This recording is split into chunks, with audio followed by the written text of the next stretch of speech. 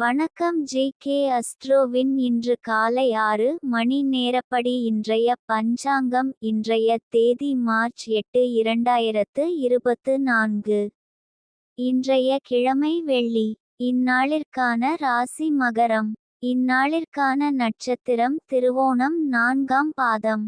இன்றைய திதி திரையோதசி. இன்றைய யோகம் சிவம். இன்றைய கரணம் கரஜை. இன்றைய ராசி மிதுனம் ராசிக்கு சந்திராஷ்டம ராசியாகும். மகரம் ராசியின் இன்றைய திதி சூன்ய ராசிகள் ரிஷபம் சிம்மம்.